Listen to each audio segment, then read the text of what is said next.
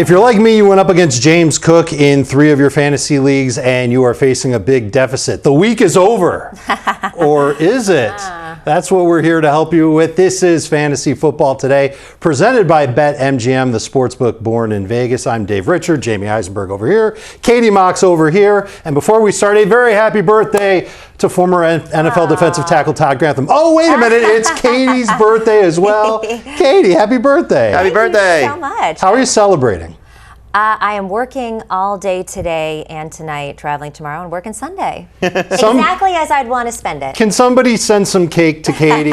she could use some after she's working so hard. Hey, look, happy birthday. Thank you so much. Many more. We'll get to you in a couple of months, by the way. All right. Okay, last night, week 2, Bills-Dolphins. That was the kickoff game of the week. And listen, Tua Tagovailoa is one of our favorite players to talk about. We know he's important to fantasy, not only for himself, but also because of the receivers that he throws to. He went down with a concussion. We're all very concerned for him. We don't know how long he's going to be out for. We know this is a fantasy show. We got to talk about what it means for fantasy football. So, Jamey, I'll start with you. Is there a concern level, or I should say, how high is the concern level for the receivers that the Miami Dolphins have, specifically Tyreek Hill and Jaylen Waddle? I mean, there's obvious concern. You know, we saw this a couple of years ago when, Tua went down and Tyreek was still okay, still producing at a very high level, so you're still going to start him across the board. Jaylen Waddle's the tougher one to trust at this point, so you have to have a loaded roster to sit him completely. But he does now go from a borderline top 15 receiver weekly to now closer to a top 25 receiver weekly. So he drops about 10 spots. So we'll see how long Tua is going to be out. Hopefully, he's back. They have 10 days to get him healthy before their next game. It does not sound like they're going to rush him back. And who knows, Ryan Tannehill, for example, is out there. Maybe they do make a move and upgrade over Skylar Thompson. But if it's Skylar Thompson and in this offense where they have other options, they could run the ball. We saw that last night. It's just going to downgrade these receivers to whatever degree in your lineup. Again, you're not sitting Tyreek Hill. You're just not expecting top number 1 receiver play. And for Jaylen Waddle, could be sat in your league. I want to ask you about Devon Achane, but before I come to you, any quarterbacks that fantasy managers who are relying on Tua can go to the waiver wire and get right now? I mean, if Stafford's out there, yes. Obviously, if Baker's out there, yes. I think Justin Fields does still qualify, even though tough matchup on the road if he's going to be the starter. Jimmy Garoppolo. Do you think he gets traded? I mean, what is he, the 3rd string right now on the Rams? I feel like someone from a Shanahan offense would make a lot of sense. That would be interesting. Maybe Josh Dobbs. Could you imagine if Garoppolo ends up going there? That could be fun. Did you mention Geno Smith? No. Geno Smith is certainly in the conversation. Derek Carr, if he has another big game as well. So there are guys out there you can speculate on, but they're not going to be Tua. Okay. Birthday girl, let's talk about Devon Achane. Monster game for him. Huge fantasy production. This is 2 games in a row where he's led the Dolphins in touches, in total yards, at least among the running backs. Scored in both games. Must start fantasy running back. There's no question about that. How do you view him compared to other elite running backs, even Christian McCaffrey? Are they close at this point? Yes and no. I think is like a traditional back, and certainly they utilize him in the receiving core as well. But no one is Christian McCaffrey. I mean, I don't think we can put that. I mean, he's just a Swiss Army knife. He absolutely does everything. He even threw a touchdown pass once a couple years ago. So I just feel like, yes, I love him. I'm so sad that I don't have him in my fantasy league this year. He was really important to me last year. Do Achane's player props go up a lot or a little? What's the expectation with him now after a game like this? I haven't looked into his props today, Dave, so I'm not exactly sure, but I would assume that they've gone up a little bit. This is a sell high window for Devon Achane. Is it? 100%, because you have several things at play here. He's coming off 2 amazing performances. 1.5 of those came without the other running back that he's still going to share touches with not playing in Raheem Mostert. Mm-hmm. You also have the quarterback down for God knows how long, hopefully again back soon, but if Skylar Thompson's there, that changes the whole complexion of how teams are going to play them.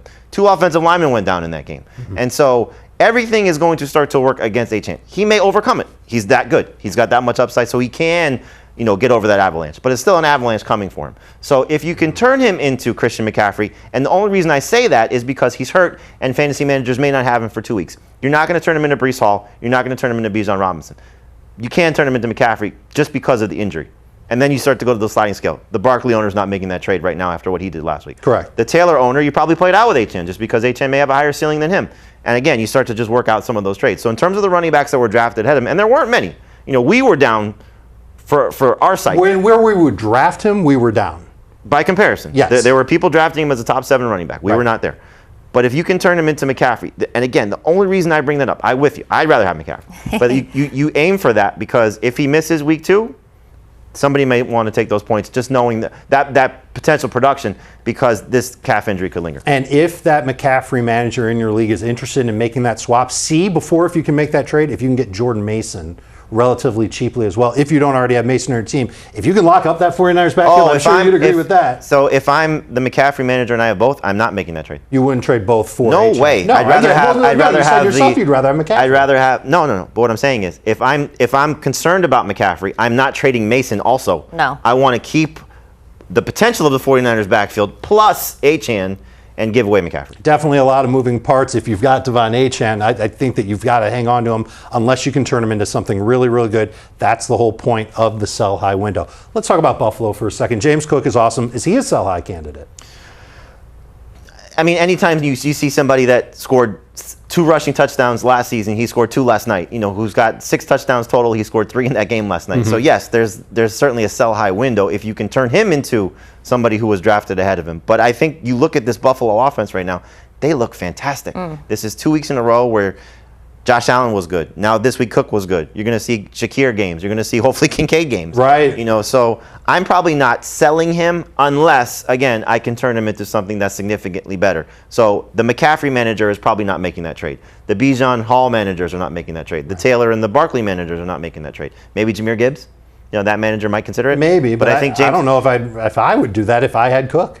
So again, if you were in my camp, which was James Cook is going to have a breakout season, this is what you're hoping for. Yeah, and he certainly did great. Hyper efficient in the game as well. Really, really incredible. Katie, the passing game for Buffalo, is there anything you saw there that makes you nervous, or are you kind of just saying it was a James Cook week and next week Buffalo will be back to their old selves? Well, I think anytime Josh Allen lets it rip, I get a little bit nervous. I mean, Tua had most of the interceptions last night, but we do know that Josh Allen can put up those numbers as well. I'm worried about the level of receivers that he has. Obviously, Keon Coleman, they're still getting up to speed there.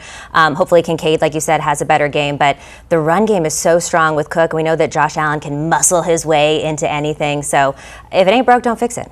I think Dalton Kincaid is a buy low right now, Jamey. Certainly the first 2 weeks of the season hasn't delivered what he was supposed to do. He was drafted as a top 5 fantasy tight end, and he's really been terrible. A lot of tight ends have been terrible, though, and I wonder if week 2 continues that trend. If you can acquire Dalton Kincaid on the cheap, I think you do that. I think we will see a lot of great Josh Allen games. That's pretty much the wrap-up from the Bills and the Dolphins. And before we answer your tweet, I want to go to some news that came out on Friday from Kansas City. Marquise Hollywood Brown placed on injured reserve.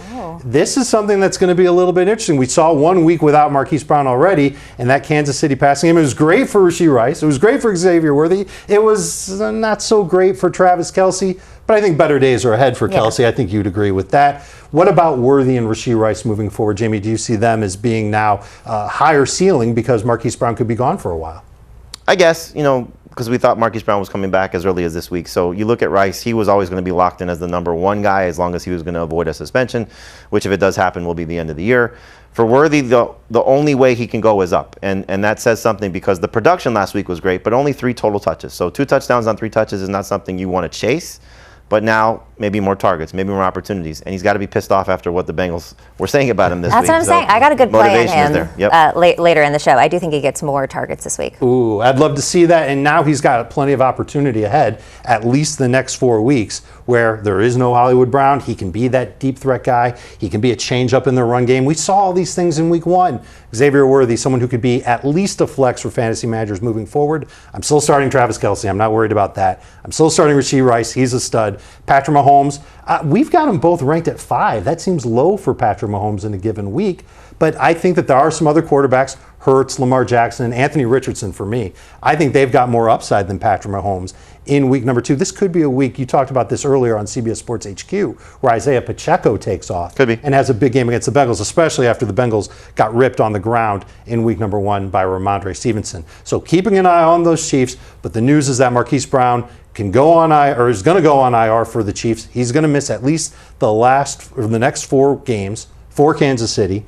and you could drop him if you don't have IR spots in your fantasy league. I don't know if he's going to end up being a factor for your fantasy team until maybe the midseason, maybe later than that. And by then, Worthy could already be an absolute stud. Before we go to break, let's take a look at a tweet. We want to help you in week number 2. Here is the question from Roy E. Half-point PPR, Aaron Jones or Jameson Williams, 2 guys that had phenomenal week 1 games. Jamey, who you going with? I'm going Jameson. Jones against the 49ers could be a little tough. They gave up.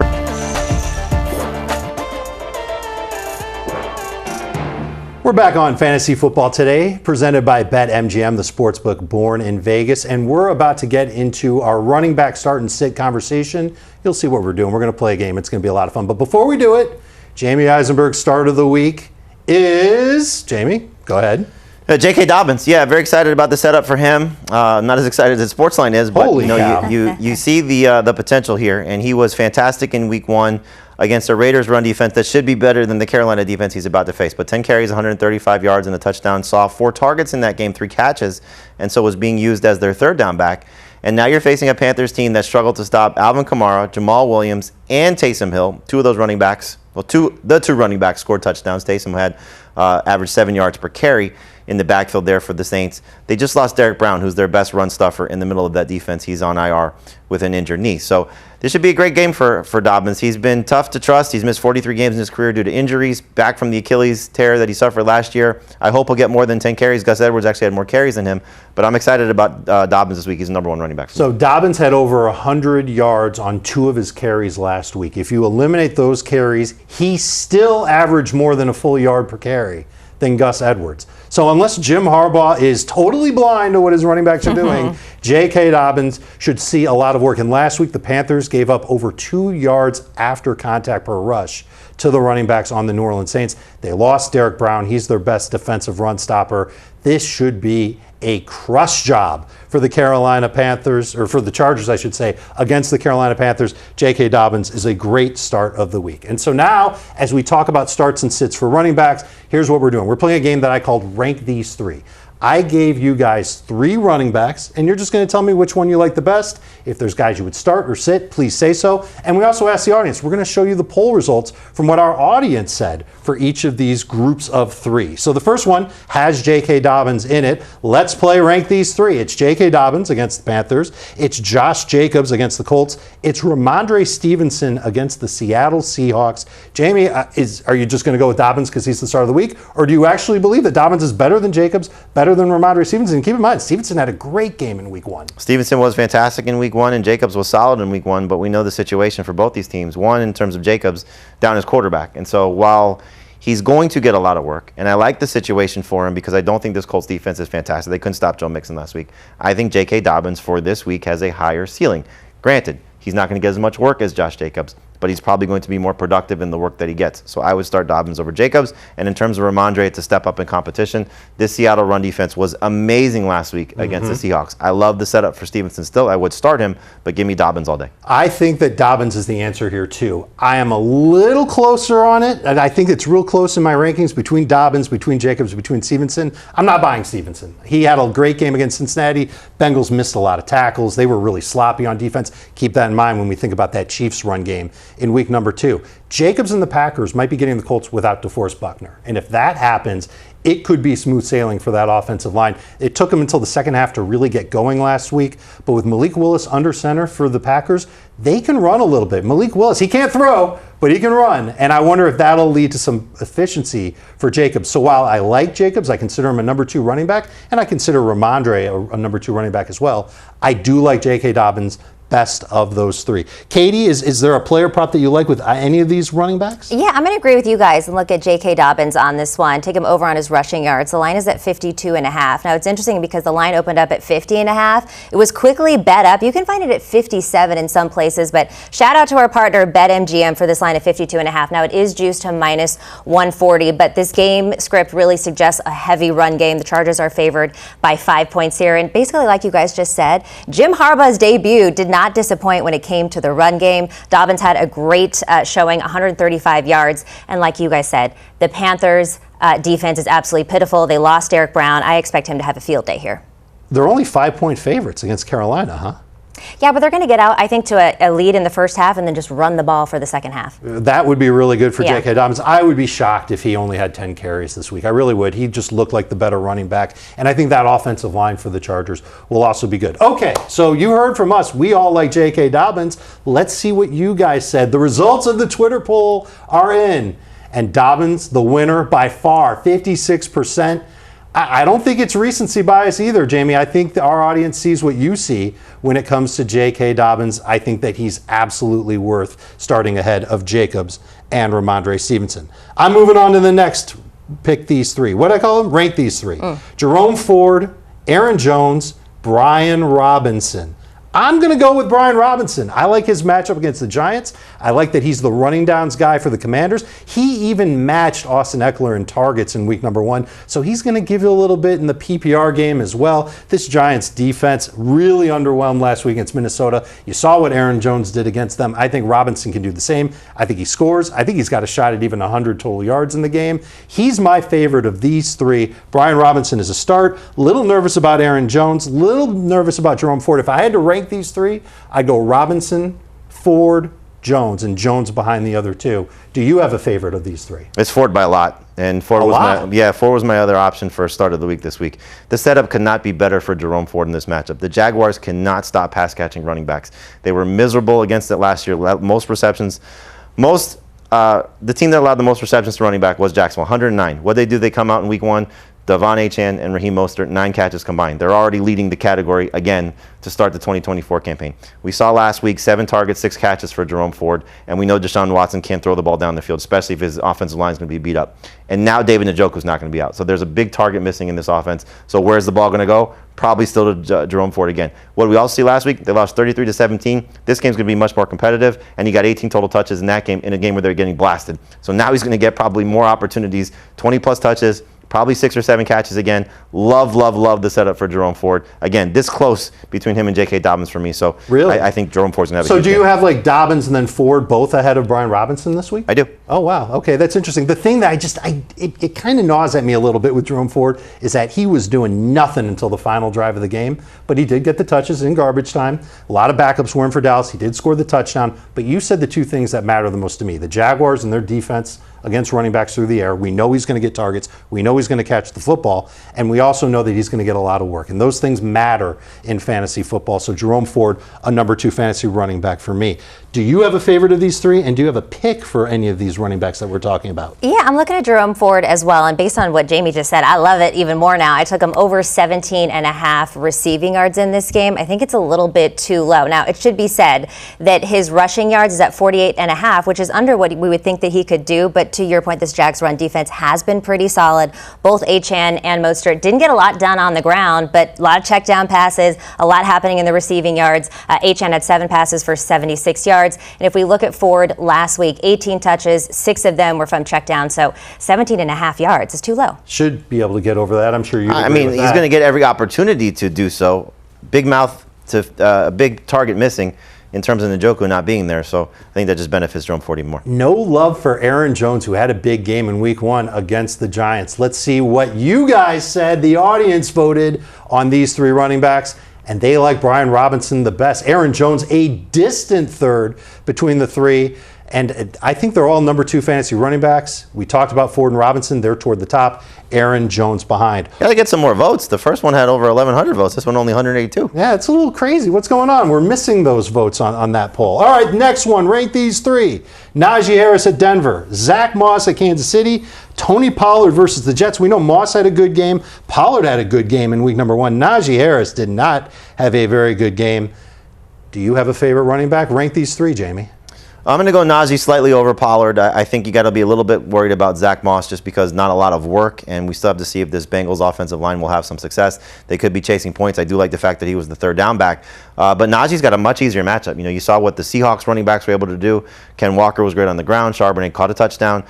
I'm still not sold on Jaylen Warren being 100% back, even though the Steelers did not put him on the injury report. That's a great sign. But 20 carries last week for Najee. If he gets that type of work again, I think in this matchup he should be fantastic. Just has to find the end zone. So For me, it's Najee, slightly ahead of Pollard. I do like Pollard's situation as well, but I don't like the fact that the Titans are talking up giving Tyjae Spears a little bit more work. So we got to see how that split works out. But for me, Najee is the leader of the streak. So that's a problem for Pollard, and I think the Jets' run defense bounces back after a really bad showing against the 49ers on Monday night, and the Jets need this game on the road, second week in a row. Niners fan over here was a big fan of that one. And Zach Moss against Kansas City. What happens if the Chiefs build a lead? Zach Moss isn't going to get a lot of carries. Who knows if he'll get a lot of catches? Chase Brown had a bunch of catches in week number 1. So I'm nervous about them too. I like Najee Harris the best. Jamey mentioned the 20 carries last week. I think he could be more efficient on the carries against Denver. I think Najee Harris is the best of the bunch. The running backs here, Harris, Moss, Pollard. Is there anything there with props, or is there a different direction that you're going to go in? Well, so I wanted to go Harris on this one because I agree with you guys, but unfortunately right now, all Steelers running back props are off the board right now. Couldn't make any bets on them. So instead, I'm looking at the full game total here and taking this under. It's low, it's 36.5, but you got to think this is going to be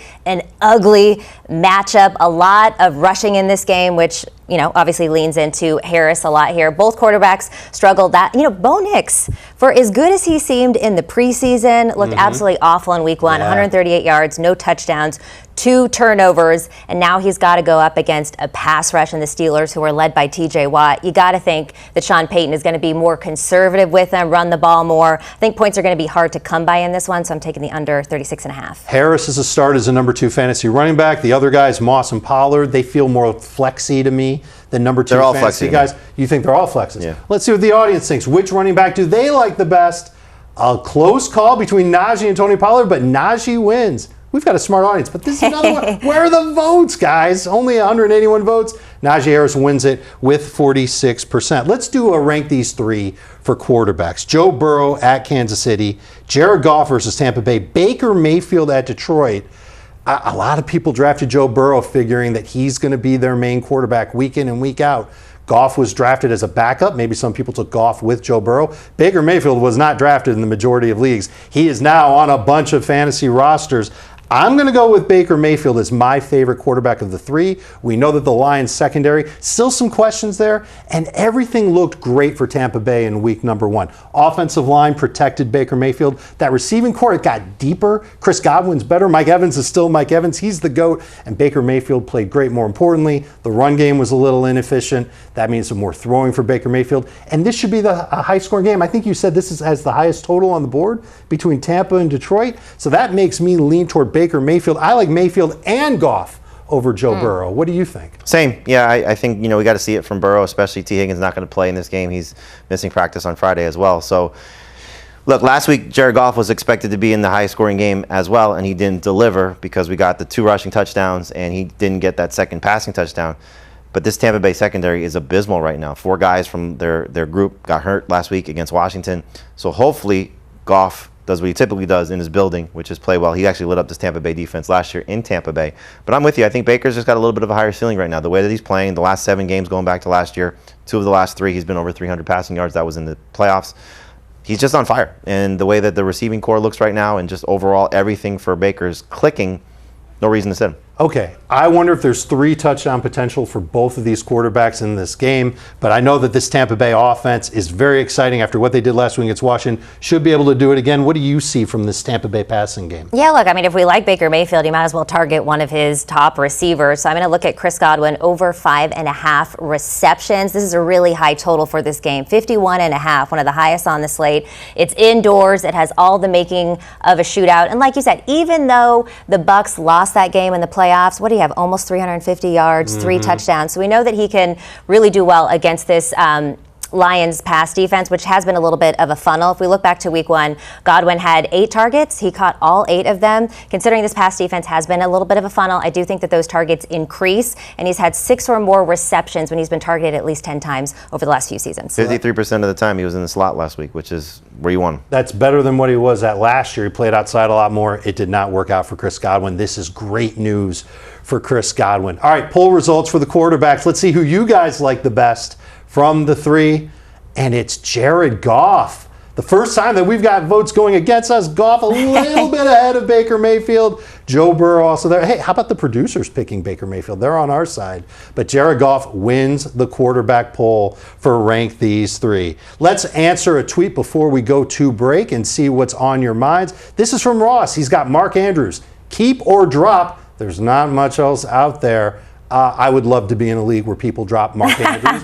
You drafted Mark Andrews with one of your first 4 or 5 picks, and now you're going to let him go? Yes, thank you, Katie. Just relax. Hang on to Mark Andrews. I don't know if this week is going to be a big week for Mark Andrews. I'd still start him, but I think down the line, he's going to be very, very necessary for that Ravens passing game. I hope you liked Rank These Three, because we're going to do it again with wide receivers and tight ends when we come back here on Fantasy Football Today.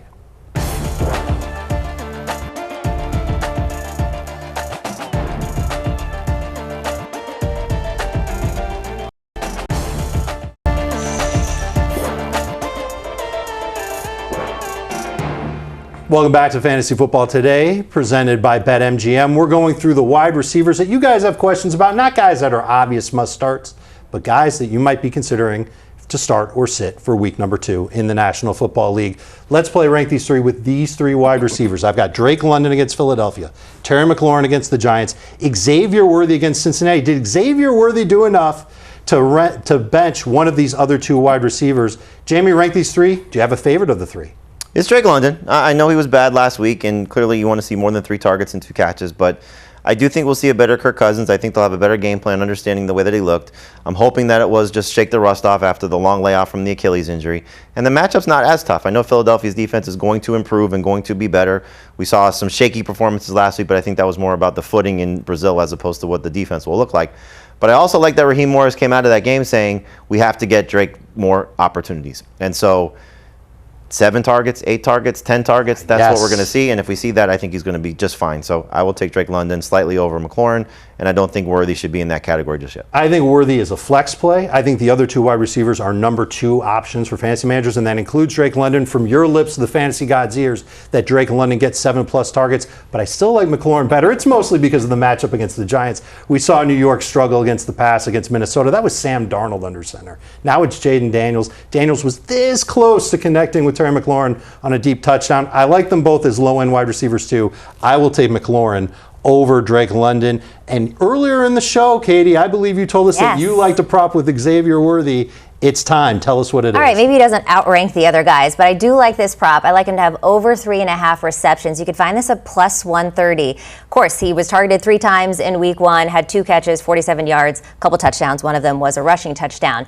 But this Cam Taylor-Britt talking all that trash is what I really like. He said basically all he can do is run in a straight line. And we know anytime you give Patrick Mahomes any kind of bulletin board material, you got to watch out. So I like him to get at least 4 catches at plus 130. We may see a crossing route with a behind-the-back pass, just to sort of put a little icing on it, just to really add a little flair to it. So, yeah, that could certainly happen. Behind-the-back passes count toward his receptions. We'd like to see that happen. All right, we put these 3 in a poll on X to have you guys vote on them. Which one was your favorite? Let's take a look at the results. And it's Terry McLaurin by a nose over Worthy. Jamey, people are giving up on Drake London. Tell them why they shouldn't. I mean, you didn't draft him with a top 3 round pick to all of a sudden bench him for Terry McLaurin, who did not have a good game in week 1, and Xavier Worthy, who's still a rookie that did score 2 touchdowns, but he did it on minimal touches. So I think that's a mistake right now. I do like McLaurin just a little bit better. Let's move on to the next one. Rank these 3. Stephon Diggs going up against Chicago. Zay Flowers against the Raiders. And we've already talked once about Jameson Williams, but he's the hot name in fantasy right now. Let's do it one more time. Is he hotter than Zay Flowers or Stephon Diggs? If you're asking me, I say yes, and it's an emphatic yes. You saw the 9 targets in week 1. These were not all go balls. Yes, he caught a long touchdown, but he was also working across the middle of the field. He's expanded his route tree. He looks like he knows what he's doing out there. He's playing a lot with the Lions, and this is a great Lions offense. Very well schemed. I think he's without question the easy one from this group of 3, Jamey. Yeah, it's close between him and Diggs. I think we're going to see Diggs still get an opportunity to play in the slot, which is what we saw last week. Did not have a lot of yards, but 6 catches, 2 touchdowns, and was a red zone threat for C.J. Stroud. But Jameson Williams, again, you look at the total, and the total tells us high-scoring affair, and that's where I think Jameson Williams comes into play. We are going to see more targets from Amon St. Brown. We are going to see more targets for Sam Laporta. Williams overshadowed those 2 guys, which is I don't think a lot of people expected that. But I still think Williams will have a significant role. I loved him as a third-year breakout this year. We saw it in week 1. I think we're going to see it all season long where he's going to be fantastic. Let's ask Katie. Jameson Williams. Oh, here's the poll. There it is. Jameson Williams says, hey, everyone what's agrees. your lean with Jameson? Oh, you agree too with Jameson. Well, I do, but when looking at the prop market, I like him over for his longest reception. This is at 21.5. Obviously, 5 catches, 125 yards last week, but 3 of those were over this number, 27, 36, 52. I think he has a lot of explosive play potential too when you talk about all those linebackers that are out for the Bucs. Okay, let's skip now to the tight ends. 3 tight ends. We're going to rank these 3. Brock Bowers against Baltimore. Dallas Goedert against Atlanta. Taysom Hill against Dallas. Yes, Taysom Hill's a tight end. These 3 guys, is there one that you prefer over the other 2, Jamey? Rank these 3. Yeah, I think Bowers just a slight lean over Taysom Hill just because I like what I saw last week. Our buddy Tom Spencer for CBS Sports is in the booth with Jim Nantz and Tony Romo. He told us before the game that they wanted to see Bowers and his versatility, and we saw it on display. We also heard from Tom that they weren't going to necessarily feature one guy in the receiving corps. Well, who led them in targets? It was Brock Bowers. So it's bad news for Devontae Adams. It's bad news for Jacoby Myers. This continues.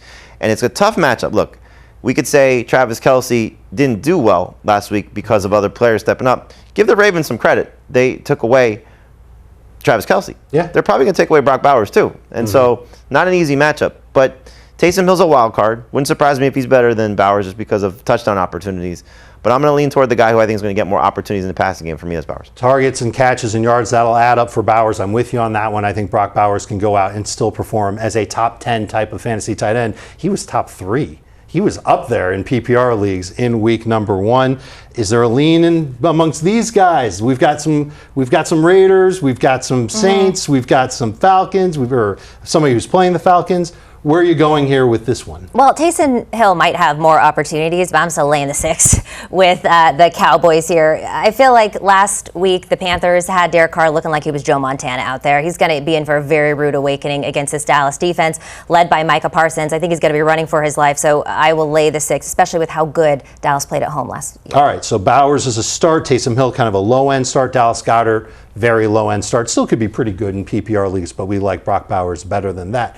Before we go to break, let's answer a question from everybody out there. You're asking us how we can help your fantasy teams. We want to give you answers to the questions that you send out to us on Twitter. And here's one from Julio. Start 1 running back, 1 wide receiver, 2 flex, half PPR. You've got Najee, Pittman, Neighbors, Pollard, London, Dobbins. Jamey, you got to start Dobbins amongst this group, but who else? Dobbins is the running back. The receiver would be Neighbors, and the 2 flex in half PPR will be Drake London and Najee Harris.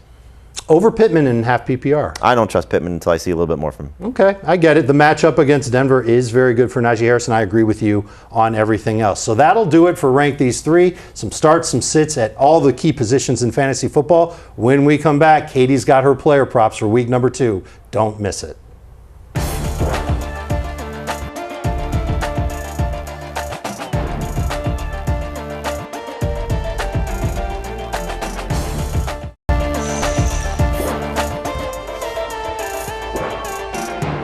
Back here on FFT, and the time has come, fellas, for the BetMGM Prop Challenge presented by, well, BetMGM, the sportsbook that was born in Vegas. So if you didn't watch last week, here's what's going to happen. I'm going to give you a player, and I'm also going to give you a bet that they're going to do, and you have to guess what the line is. Got it. So let's do Justin Herbert completions.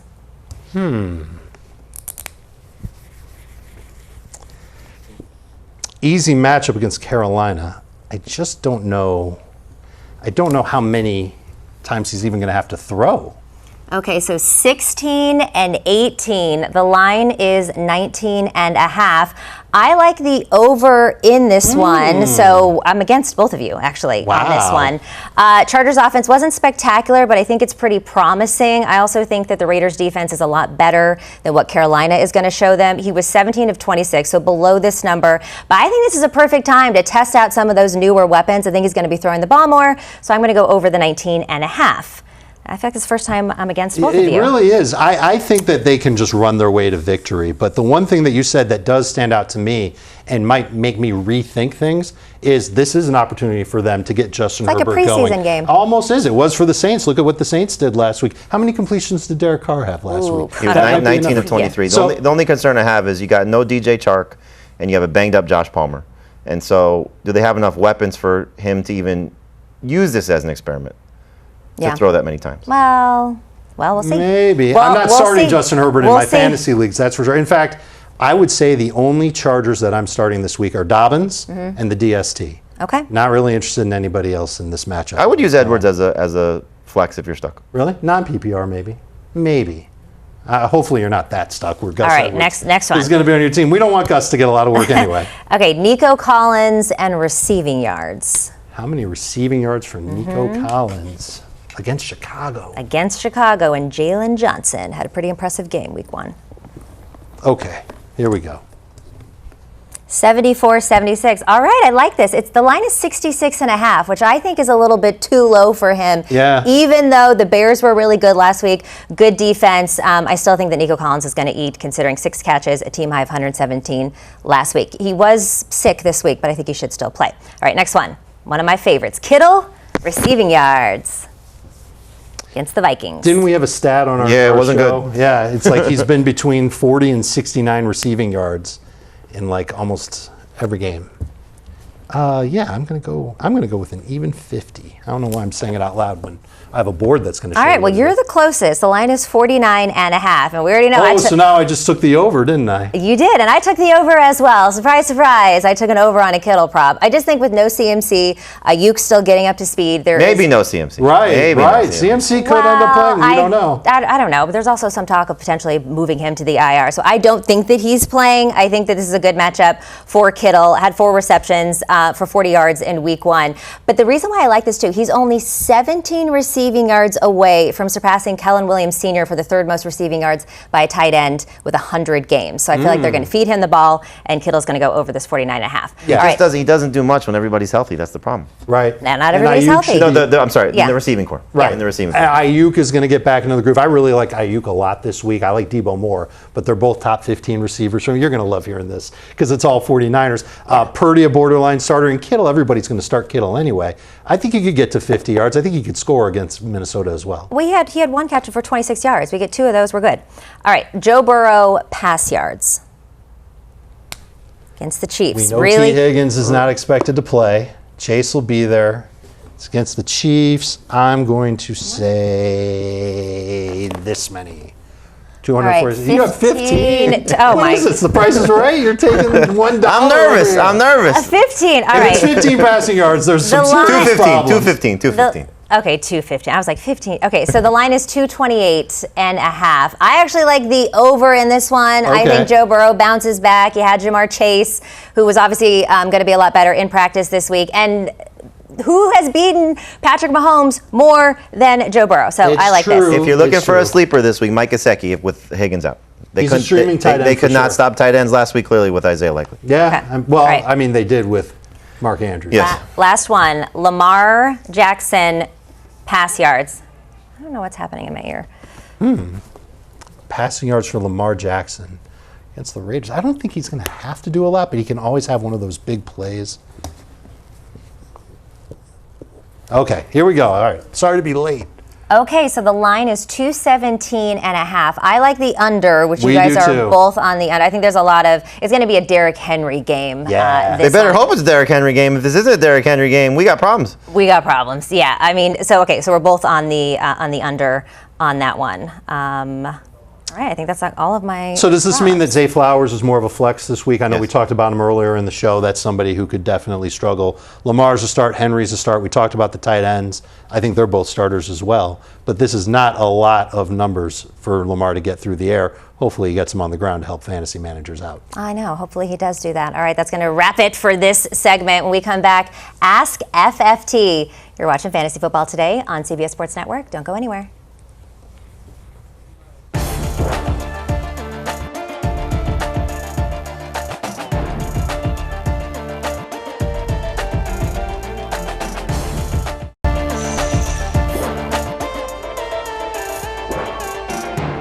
Before we get out of here, we got to answer some of your burning questions. This one is from Ty Evans. Need help with flex, one spot. Keenan, McLaurin, Robinson Jr., Ridley, or Reed? I'm going with Robinson. Agree. All right, Robinson it is. Ty, next. Okay, trade Tyreek for Cup in Dynasty. I am the number 1 contender, but with enter random QB name here, throwing to Tyreek. I'm scared, says Texans. Okay. I can't imagine that the Cup manager wants to take Tyreek unless you're probably throwing something in on top of it at this point. Like, why would you do that? Cooper Kupp's in such a better standing right now. Who plays longer, though? How many more years does Kupp have left? How many more years does Tyreek have If they're left? both contenders, you're not doing this trade. And if you are a contender, you'd rather be getting Kupp and keeping Tyreek. Maybe. I think it could depend on if you're challenging for the championship or not. So don't be scared is what we're saying. I don't think you should be scared. I think it just depends on your situation. If you're not contending for the championship, I'd rather have Tyreek Hill. All right, next question. Brian Robinson Jr. or Terry McLaurin for my flex and full PPR. Worth noting, I have Daniels as my backup quarterback with Purdy as my starter if you want to weigh in on that too. No. Not anymore, you don't. 6 point for passing touchdown. Thanks. I'd go with Daniels over Purdy. I'll start there. Jamey, you can do the flex. Or is it the same as the answer? Yeah, for me, I would just go with the Commanders, and I would go with the best rushing options. You know, Daniels obviously going to do a good job throwing the ball, but he's going to run for a lot of yards, and Brian Robinson, to me, is a little better start than McLaurin. Plus, you're betting on all the rushing for the Commanders against the Giants. There is such a thing as too many Commanders on a fantasy lineup. If you have just Daniels and Robinson, you're locking up a lot of those yards on the ground. All right, next question. Assuming Ken Walker is out, do I start Zach Charbonnet or Brian Thomas Jr. as my flex half PPR? It's a lot of Ask FFTs. We appreciate that. I would start Charbonnet if Walker's out. I mean, Charbonnet would be in that same range for me as Dobbins, as Ford, as Robinson, you know, guys that are just either on your bench or low-end starters most weeks, but this week the matchup is fantastic. So Charbonnet taking on the Patriots, I know it's not easy, but it's not going to be that difficult for him with all the work he'll get. I think Charbonnet would be a little higher than that for me because he'd be the every down running back for Seattle. I would easily start Charbonnet over Thomas here. And if Walker plays, you're benching Charbonnet and starting Thomas. But I think Charbonnet could have a very good week against New England, even because it's the Patriots that are playing. All right, next one. McBride or Likely PPR? Charlie. I love McBride. Everybody loves the McBride. 9 targets last week. He's going to be fine. All right. Do we have one more, or can I ask a question? All right, we got one more. Looking at my flex position on full PPR league, pick one. RYTB versus Detroit. We got Reed, Green Bay versus Indiana, or McConkey, LAC versus Carolina. I'm going to take White here. I think in full PPR, it makes a lot of sense. He's going to get a lot of carries. I'm worried about the efficiency against Detroit, but he will pick up a lot of catches, and he does well through the air. White's my pick, too. Yep. All right, White is your pick. All right, we have 45 seconds left, and I'm looking at my lineup right here, guys. Jerry Jeudy, you think I should go with him, or you think I should tank Dell? Tank Dell. Definitely Dell over Jeudy. Yep. Definitely Dell or Dre. All right, well, if you like what you heard here today, make sure you tune in to Fantasy Football Today. You can watch now by scanning the QR code on your screen or listen wherever you get your podcast from myself and Dave and Jamey. We had a fun time hanging with you today. Good luck on your lineups, and we'll see you next week.